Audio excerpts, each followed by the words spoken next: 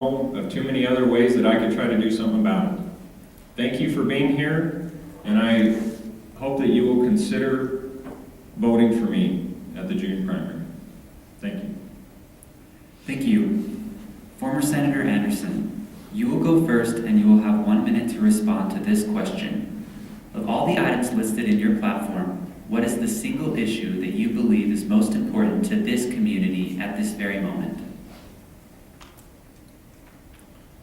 That's a tough question, because I think all of the issues are very important.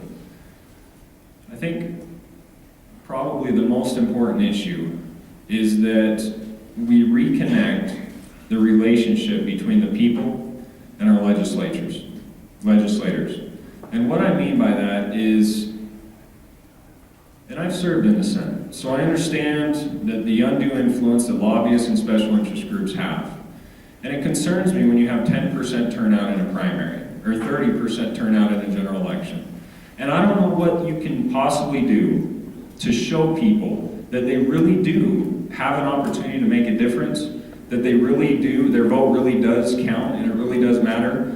I guess I can just promise that I'm going to go out there and reach out to the people who feel disenfranchised, who feel like they can't make a difference, who feel like their vote doesn't matter. And I think that we need more legislators who, in addition to talking to county commissioners and mayors, they also go out and talk to the single mom with 3 kids, the folks that can't afford to have a lobbyist at the legislature.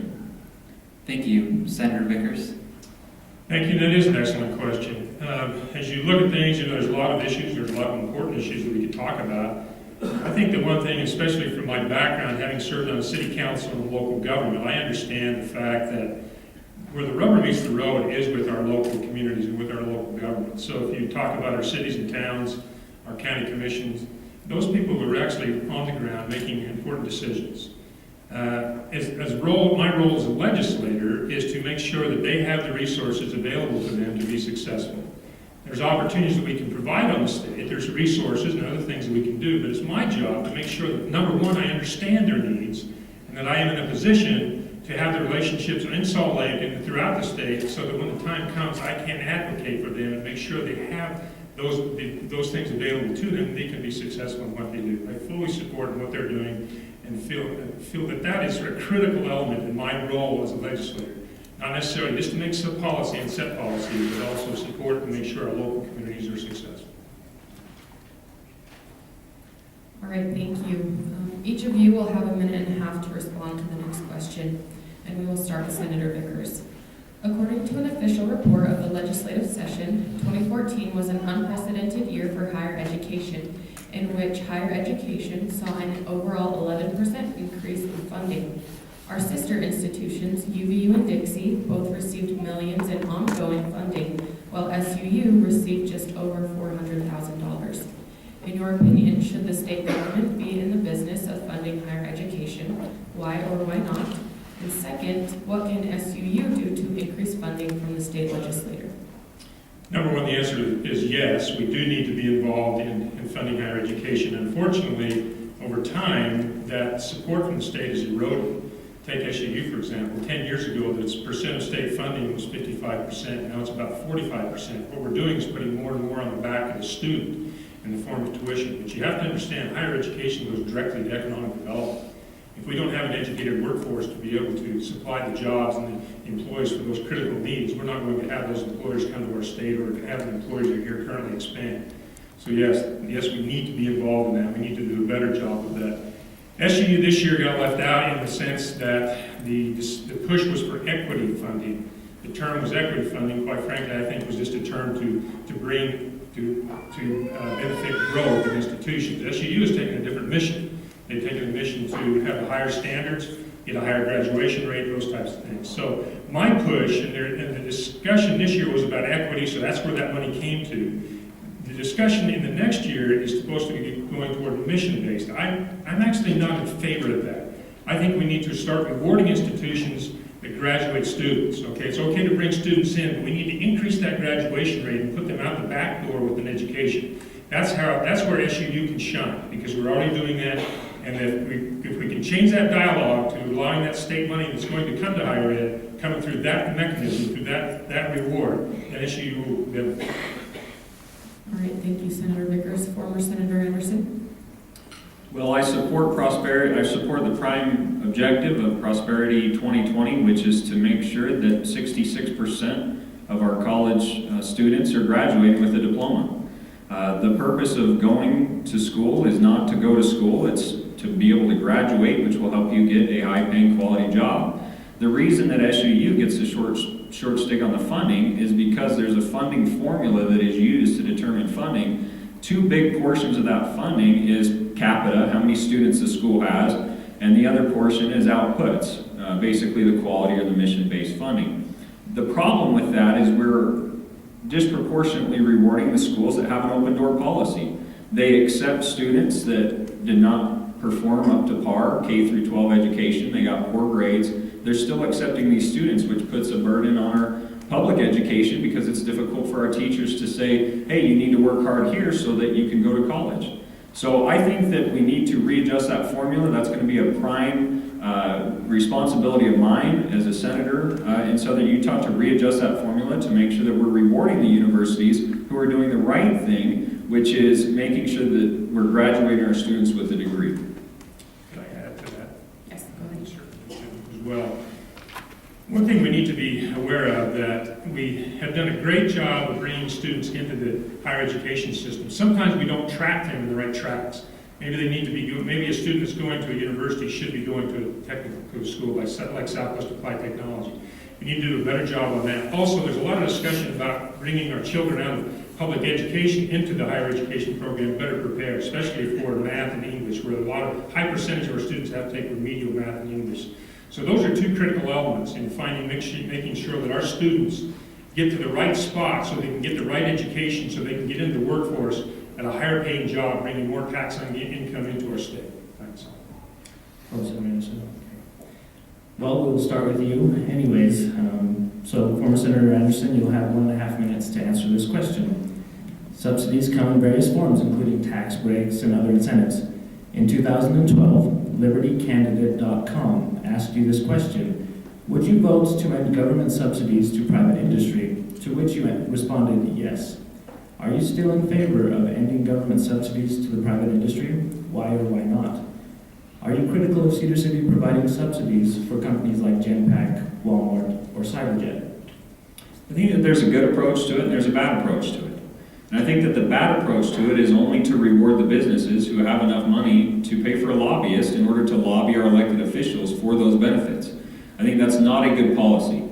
I think it hurts our small businesses, which are the backbone of our economy, to put them in a sort of position where they're competing against these bigger businesses when they don't have the same sort of subsidies, tax breaks, and other incentives as the big businesses do. And I think that that's a bad direction for our communities to go into. I certainly support post-performance tax incentives, tax credits, tax breaks for businesses that create jobs and grow our economy. But I think that there should be an open, basically kind of an open door policy that's applied to everybody rather than one person dictating who gets it and who doesn't.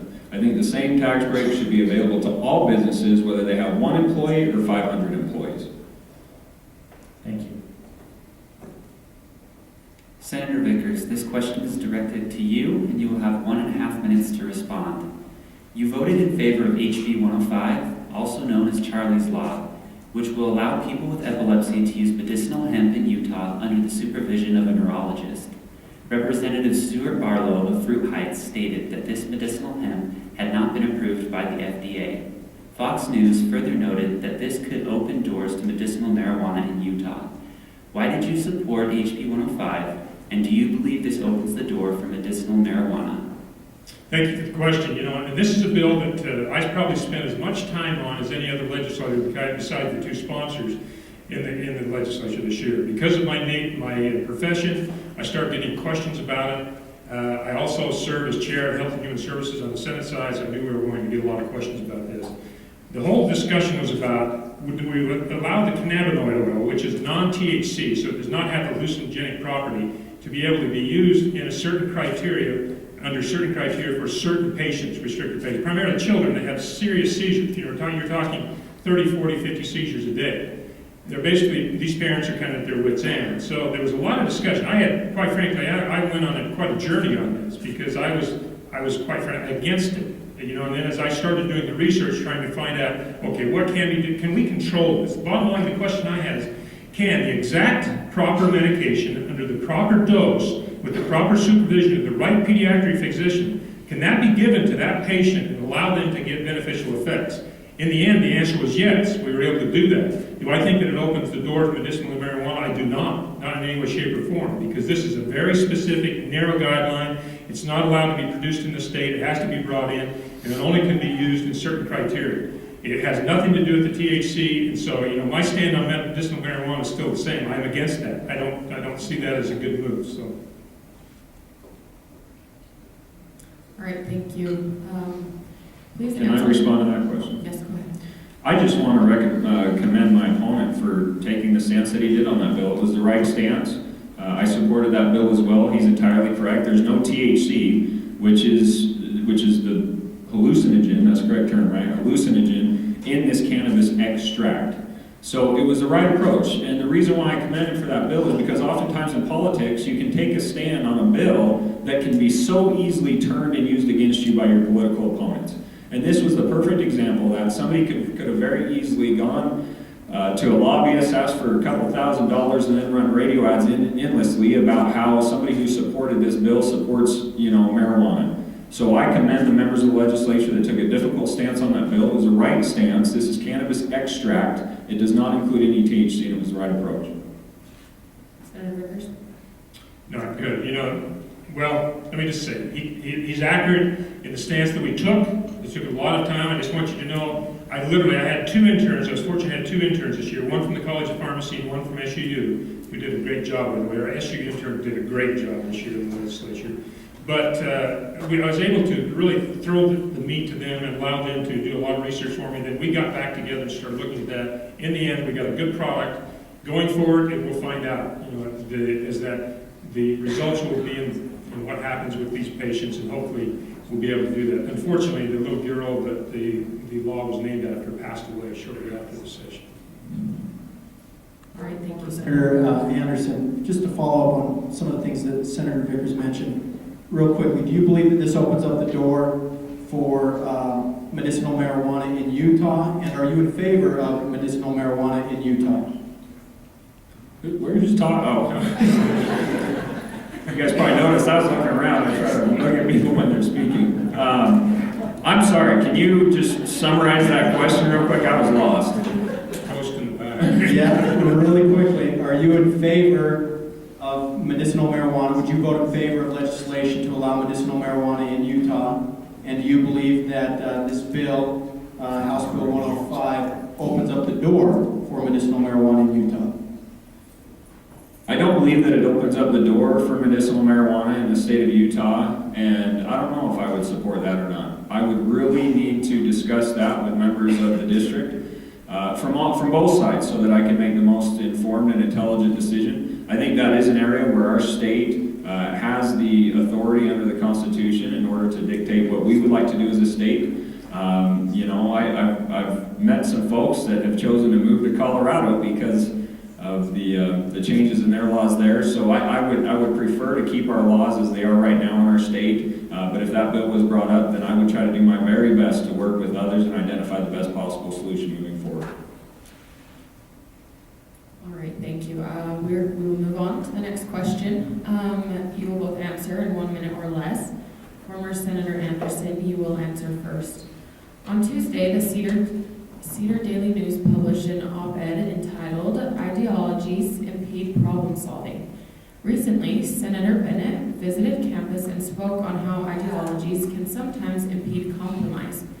Please provide us an example of when you placed your ideology aside in order to reach a compromise.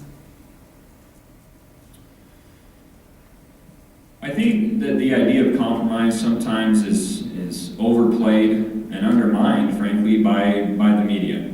I think that oftentimes compromise needs to be taking place, in one-on-one conversations with each other. I think that that's a healthy debate to have when you're discussing the issues in a one-on-one forum.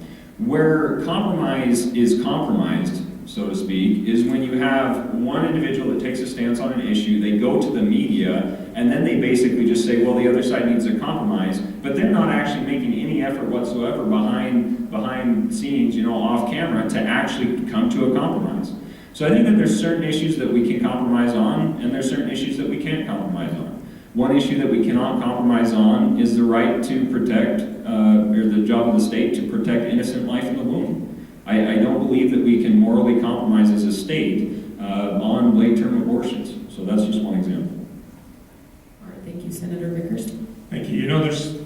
You think about it, there's certain things that you're just not willing to compromise on. If you're talking about moral principles, the Second Amendment, things like that. And quite frankly, the bill that we just talked about, the cannabinoid oil bill, was one where ideologically I was against that from the start.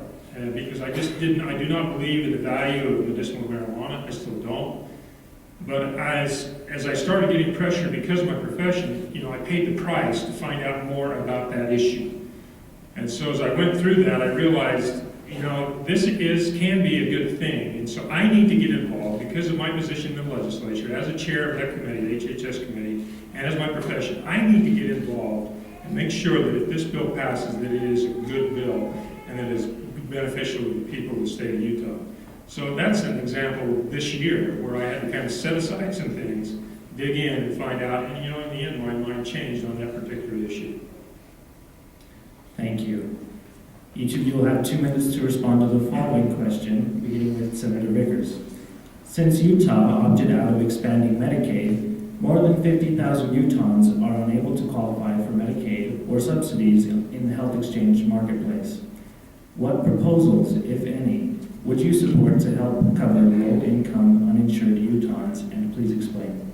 This is so complicated. It was one of the most difficult decisions that we tried to make during the legislature. We ended up not making a decision, essentially. So Obamacare, or the Affordable Care Act, whatever you want to call it, did some things. It expanded Medicaid to a certain extent. And then it said, states, you can do certain things. You can expand up to 138% of the federal poverty limit, or you can expand up to 200% of the federal poverty limit.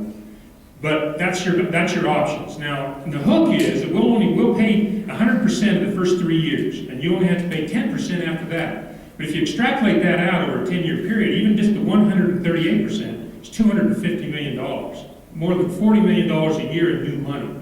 So is there a population out there that needs that expansion? Yes. Do they need that coverage? Absolutely. Can we afford it? In my opinion, no.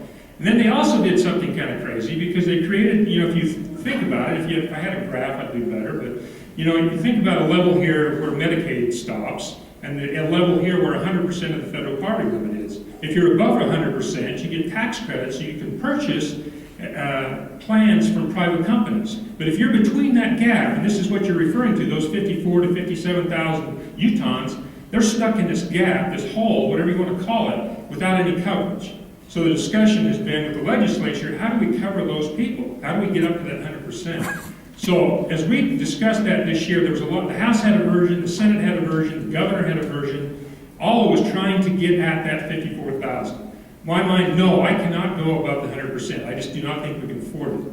I think that we should make a really good faith effort to try to solve that. The governor's effort is to try to do it in a block grant program where they would give us the money and we decide how to use it. That gives us a lot more flexibility. I haven't seen that. We haven't got a waiver on it yet. It does require a waiver because it's not part of these 1 or 2 options we're given. So when we get that back, I'll look at it and see. But that's where I lean, is to try to help find coverage for those 54,000, but not beyond that.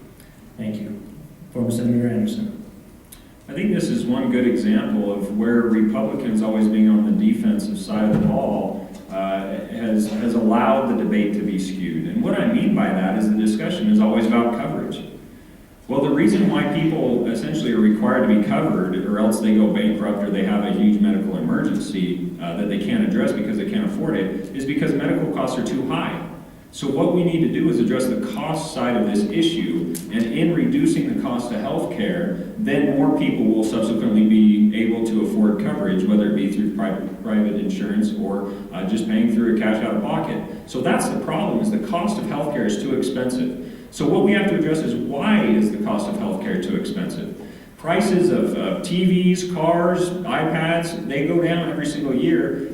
Healthcare is one of the most regulated and intervened sectors of our economy by not only the federal government, but also the state government.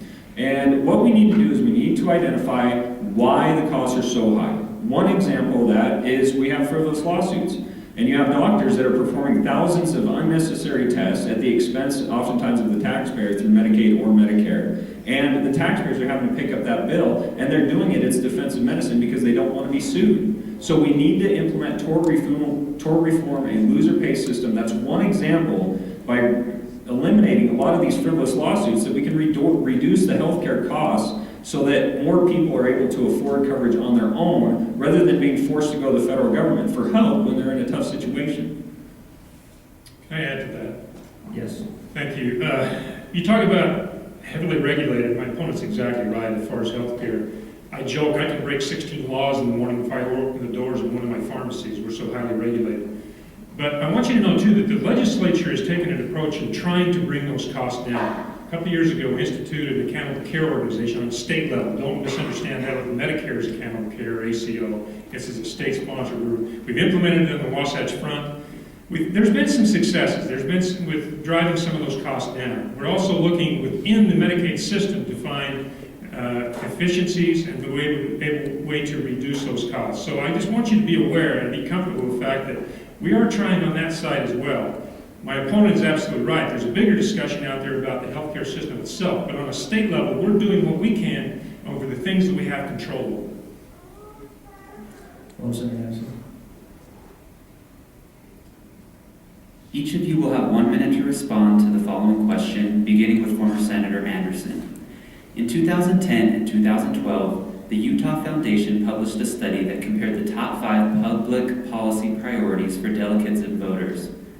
Improving the quality of K-12 education was in the top 5 priorities of Republican voters, but for both years, failed to make the top 5 for Republican delegates. There are 2 parts to this question. First, why do you believe there is a discrepancy between Republican voters and Republican delegates for prioritizing K-12 education? Second, would improving the quality of K-12 education be among your top 5 priorities? I think for the most part, the delegates that they surveyed understand that the reason why education is underfunded in our state is because the federal government controls 70% of our state. So you have a state like North Dakota where they only have 3% of the federal government that controls their state. They have 0 income tax, and they triple the funding of our state towards public education. So when you ask a delegate that question, what is your top priority, then I could see why they would put we need to get our lands back over funding for public education because they understand that the issue is related. But when you poll the general public, then obviously they're going to say education is a top priority. I think for the most part, people agree that education is a very important issue for our state. The difference is how to address that discrepancy. Thank you, Senator Anderson. Senator Vickers, excuse me. It's all right. As you asked the question about the delegates, I'm not sure. My opponent's accurate in the sense that the delegates in 2010, 2012, I think there was a shift to the right, you might say, and more conservative delegates, and they were probably thinking more anti-federal government type issues. So they may be lumping and answering that question if they were talking about public lands. They may be, in a sense, saying education, but their focus was more on the anti-federal government issues. So I think that's kind of probably where that came from. As far as the question about would I make that a priority, absolutely, I do anyway. I've made the effort to visit the schools and faculties of every district in my legislative district when I was in the House, and I've continued that practice with the Senate in trying to find out and reach out to the people that I know and trust, my local school boards, my local teachers, my principals, my superintendents, and try to find out what's going on in our schools so that I can better understand. So when we talk about funding or resources and everything else, I can do a better job of being able to provide those resources. Former Senator Anderson. I do want to mention that I'm speculating.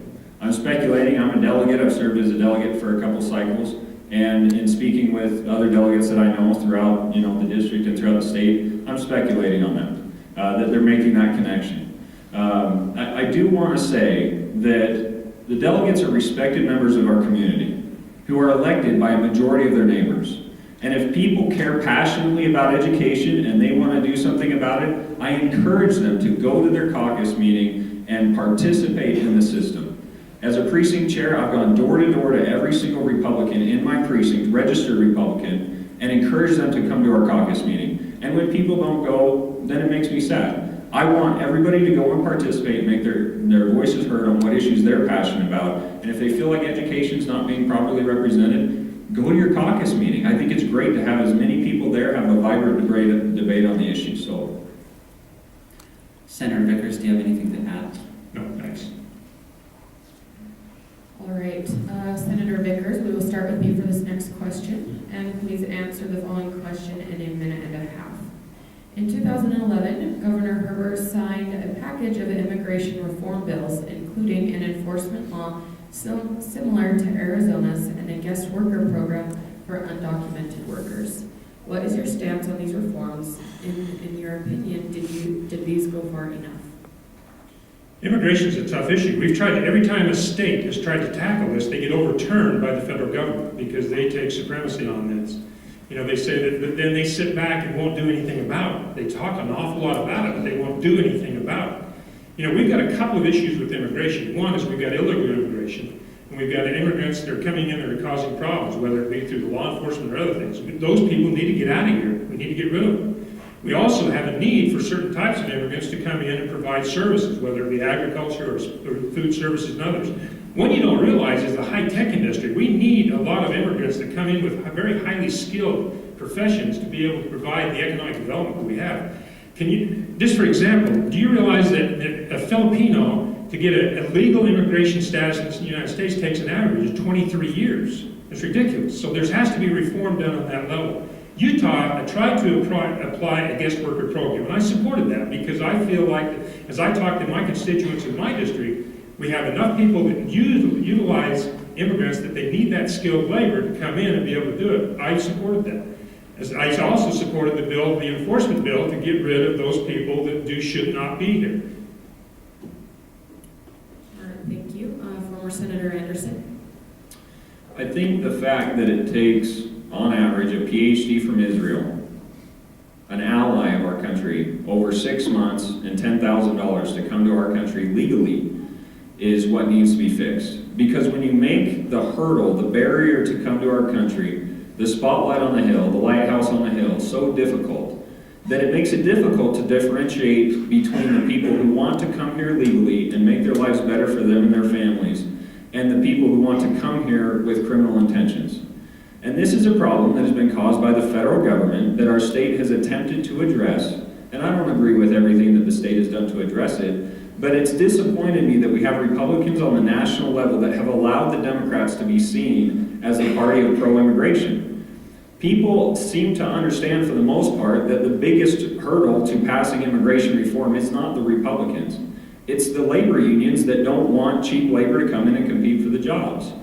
So I feel like this is an unintended consequence that has been caused by political ramifications, and it's incredibly unfortunate that we have allowed politics to divide innocent lives and families, not only in our state, but in every state in the country. And the folks, our elected officials in Washington, D.C., need to address this issue at the cause, which is making it easier for law-abiding, hard-working families to come here legally so that it's easier to differentiate between them and the people who come here with criminal intentions. If I could just add a quick comment. Sure. I want to back up what my opponent's saying, because from a legislative standpoint, we're really, really frustrated with the federal government on this issue. You know, we try to do things, Arizona and other states have tried to do things, and they continue to stonewall us. So he's absolutely right on that. The legislature has tried to move forward with some reforms, but they continue to get knocked down because of the discussion, or lack of discussion on the federal level. Former Senator Anderson, would you like any more time? It's just, you know, in politics, whoever goes on the offense wins. And Democrats have been on the offense. They're constantly in front of the cameras making this point that Republicans hate immigrants. And it's pure politics. And it's incredibly unfortunate that we have not put forth a Republican plan that Democrats would oppose, because the biggest backer of their campaigns are the labor unions. And if we put forth a bill that would make it easier to come here legally as a law-abiding citizens, then Democrats would be forced to oppose it because of their campaign contributors. And I think that it would completely turn the whole argument on its head, and we need more leaders with a passion that understand this issue serving us in Washington, D.C. Thank you. You will each have 1.5 minutes to respond to the following question, and we will start with former Senator Anderson. According to Utah Political Capital, over 1/3 of Utah's highways are in decay, and UDOT estimates it will need $67 million to upgrade the corroding roadways. During the 2014 legislative session, Representative Jim Nielsen proposed legislation that would increase the fuel tax to 32 cents per gallon by 2018 and was predicted to generate $111 million annually. This bill was dead on arrival. In your opinion, what can be done to increase our infrastructure revenue without raising taxes? Should infrastructure funding even be a priority? I think that increasing the gas tax, which disproportionately affects lower income families, is the wrong approach. I think that the biggest reason that our transportation system is underfunded is because the federal government has been using their share of the gas tax to fund things that are unrelated to transportation. And we've seen it time and time again. Our state is one of the best managed states in the country. The federal government has Congress has like a 9% approval rating because they are poorly managed. And I think that they should allow us to manage their portion of the gas tax as we feel would be best fit in our state, because us, the state legislature, the county commissions, the locally elected officials understand what roads need to be maintained better than, the folks in Washington, D.C. do. So the best approach that we could have is to, and Speaker Lockhart and Governor Herbert have been actively pushing for this. We need to have a unified approach to make sure that our share of the gas tax, the federal share of the gas tax, that we're allowed to dictate where that funding goes so that the federal government can't use it to fund whatever they're choosing to fund. Thank you. Senator Vickers. Road infrastructure, transportation is a big issue in the state of Utah. It really is. We've done a pretty good job of maintaining the major corridors, I-15, some of the major corridors in Wasatch Front. But our rural roads are really deteriorating. And the gas tax comes back to the communities in the form of BNC road funds, distributed based on population and other things. The problem we've got is that we're driving our cars more efficiently. We drive less, we drive cars that get better gas mileage, and the gas tax is a flat number. So that revenue is continuing to drop. We've got to decide what we're going to do. There's 3 specific discussions we talked, 3 or 4 actually, we talked about. Representative Nielsen you referred to, Johnny Anderson had one, Senator Valentine had one.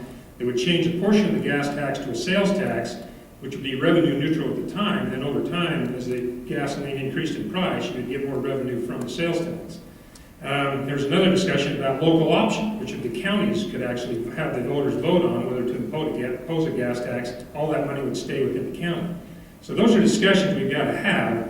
I don't know what the answer is. I'm part of the interim transportation committee that's actually going to be assigned to that. My assignment specifically is with the local option to try to determine if there's any value there. I don't have the answers, but there are some things we can do to become more efficient, and there's some things that we're working on specifically with UDOT to get more money out of the system to put into some of these roads. But the discussion is an ongoing process. We started last year. It's going to be discussed throughout the interim and probably into the next session. Thank you.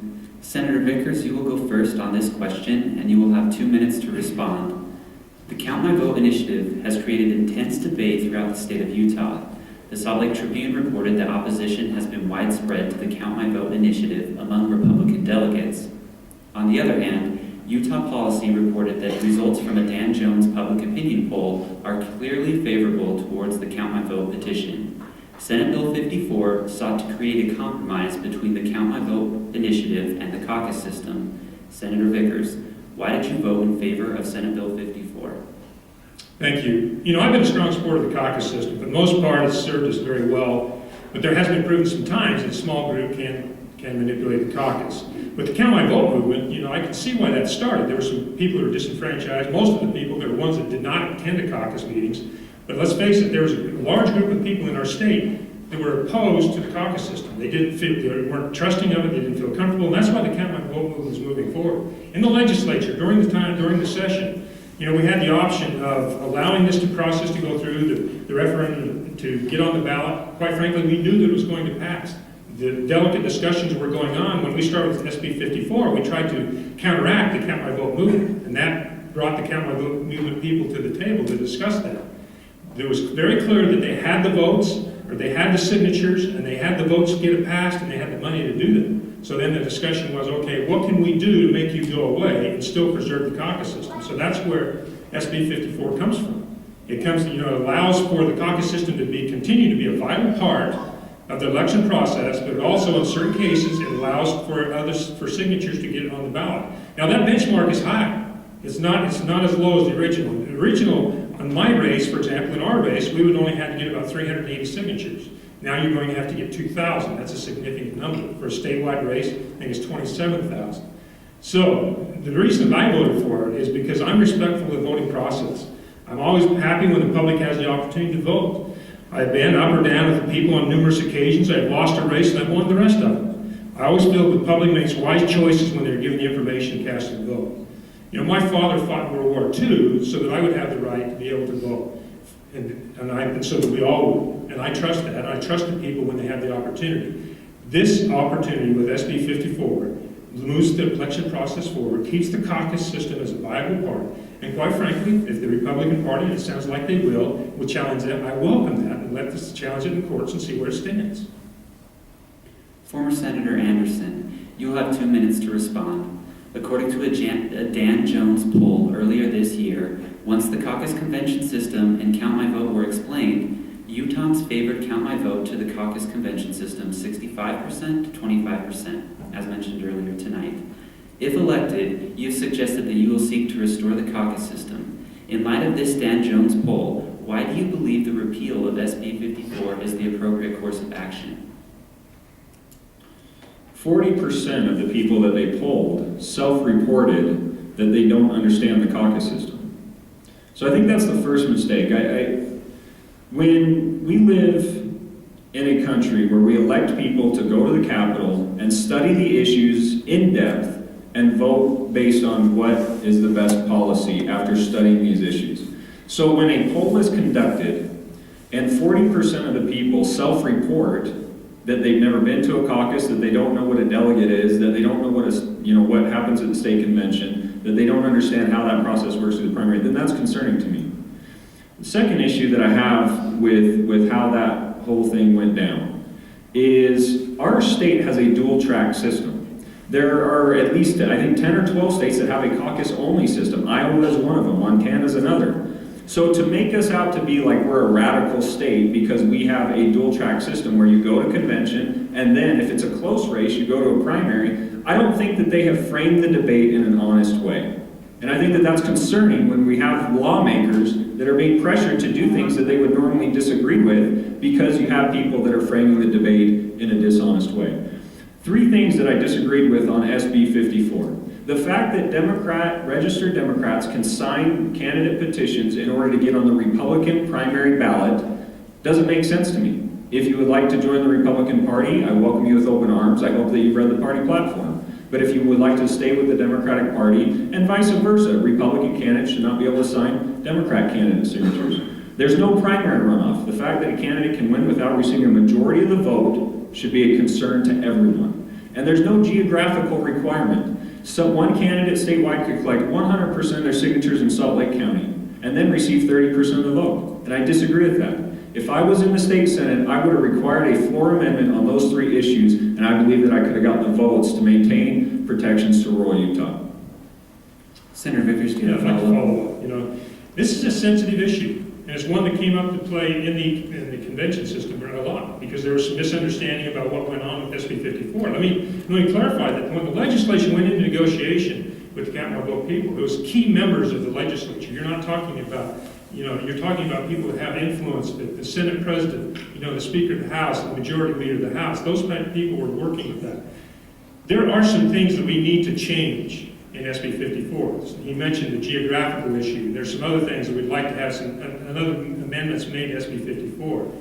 But let me tell you this, though. My opponent says if he was there, he would have forced an amendment. I heard him say it in the state convention. Leadership would not have supported that because those negotiations were so delicate and tenuous that they would not allow that to happen. Besides that, it takes 15 votes to make that. But the bottom line is we still have to go back and address this issue.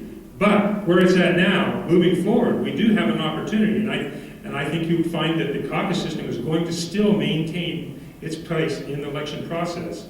And if a candidate chooses to, he can go out and get those signatures and get on the ballot. Not every candidate's going to want to do that. So I just don't think that you're going to have the 10% majority win the election. You're going to have, the same number of candidates, 1 or 2 candidates, maybe 3 at the most, that come out into an election. But yeah, there's considerable changes that have to continue to be made in the process.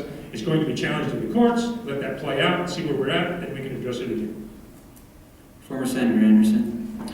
I disagree with the premise that it's effective leadership to do whatever the Senate President says to do. And I disagree that that's effectively representing rural Utah. The fact is that we should have required them to vote on the bill so that their voters in their districts could then hold them accountable for the positions that they made.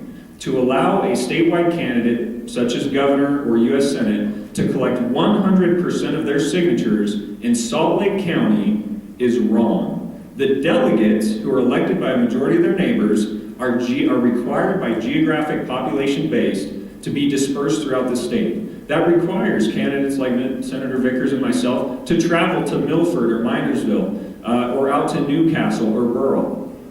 And it's incredibly unfortunate that moving forward we will have statewide candidates that they probably won't even bother to come to southern Utah or rural Utah in order to ask for our vote and our support because they won't have to. I also disagree with the approach of passing a bill so that you can change it in the future.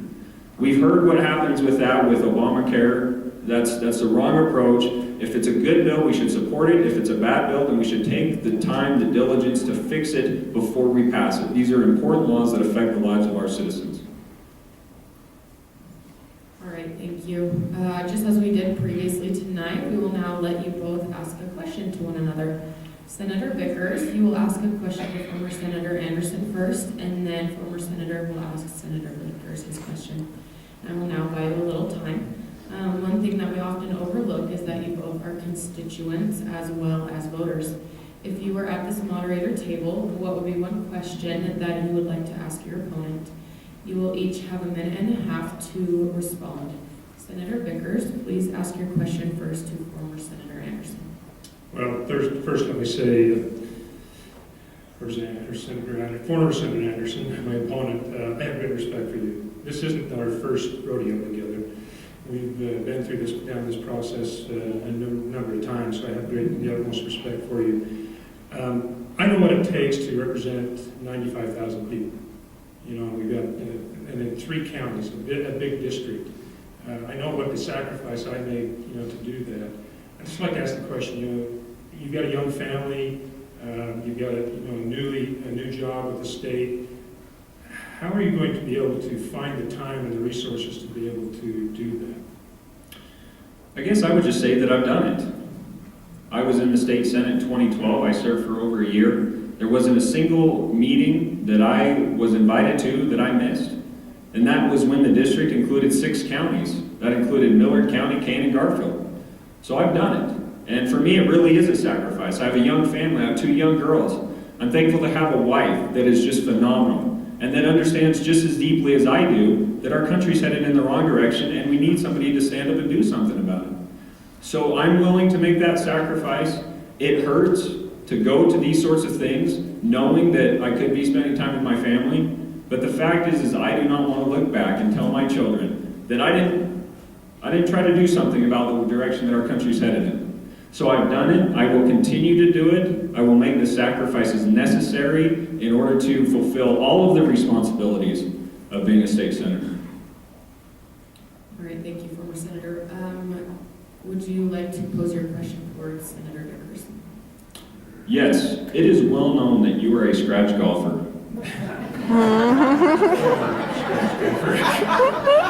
And I have a nasty slice. Now, if I'm in the state senate, obviously I won't have time to work on that. But if you're victorious in the primary, what advice would you give to me in order to fix my slice? Go out to the golf course and look up Jared Barnes, the golf pro, and I'll even help you with the lessons. Thank you. former scratch golfer. My age is getting to me. My son has passed me up, unfortunately, and my grandson is quickly catching up. All right, thank you. Okay, let's jump to some audience questions that have come in. This is for both of you. If elected, would you work to eliminate Common Core completely from Utah schools? And let's start with Senator Vickers. You know, the short answer to that is yes. Common Core is an issue that has really created a lot of controversy in our communities. You know, I have and always will oppose any federally created standard or curriculum being thrust upon our children in any manner, especially in the classroom. You know, I would not stand for federal government circumventing the authority constitutionally vested in our local school boards and our state school board. Article 10, Section 3 of the state constitution reads, "The general control and supervision of the public education system shall be vested in the state board of education."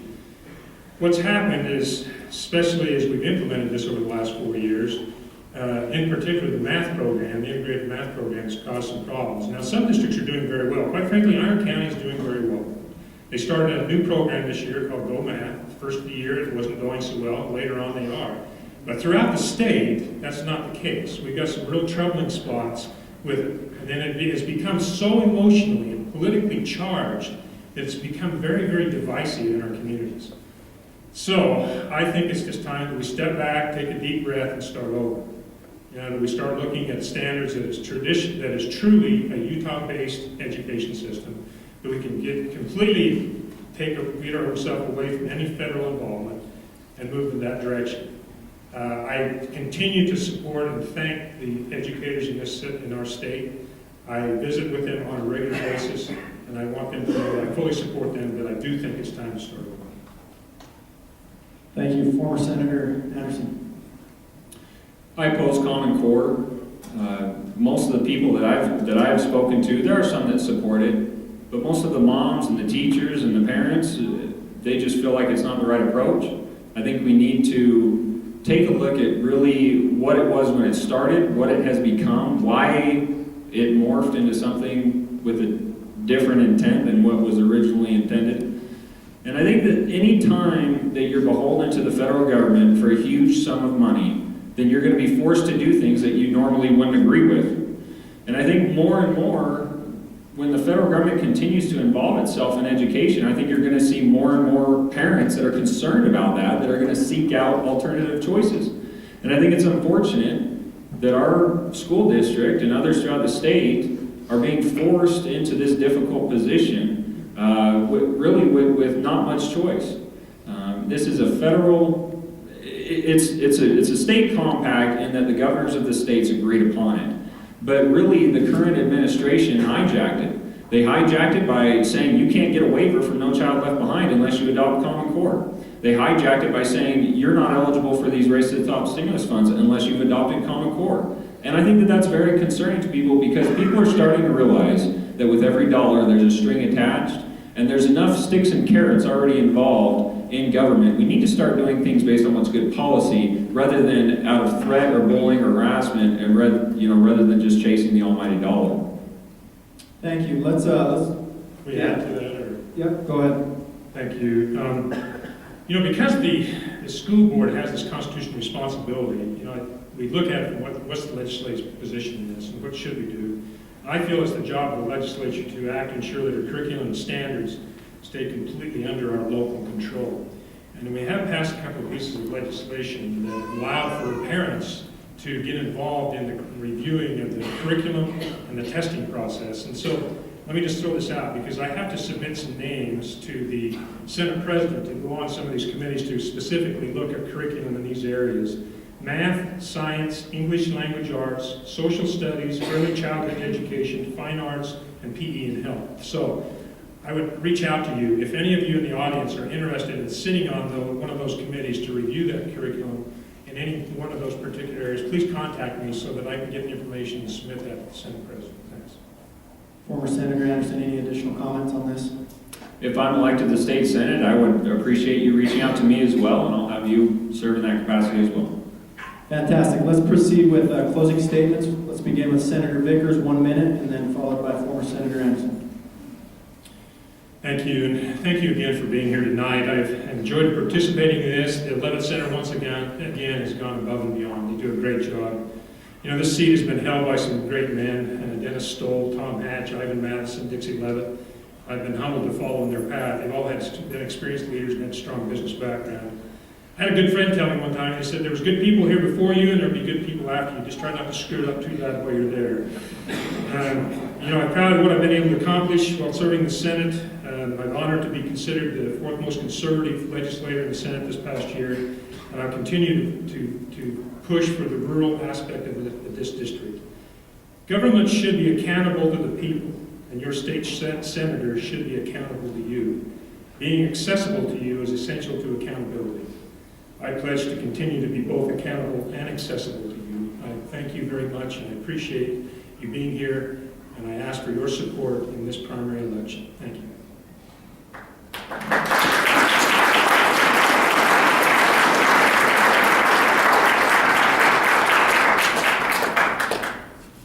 I've served on the State Central Committee of the Republican Party.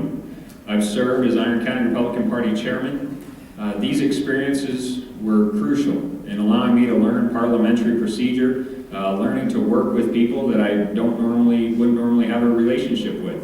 I've appreciated the relationships that I've been able to build over the last 6 or so years. I'm new to politics. My opponent has a lot of experience in public service.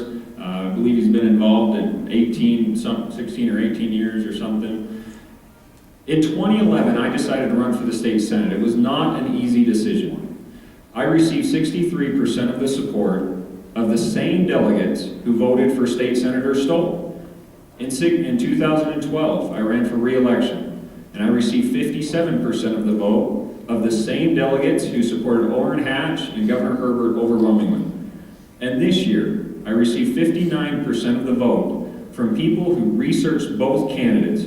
These were the same delegates who voted for Chris Stewart overwhelmingly. They researched the candidates, they spent hours talking to each of us, looking at our records, looking at the bills that we sponsored, and our campaign contributions. I encourage you to do the same. I hope you will, and I ask for your vote. Thank you.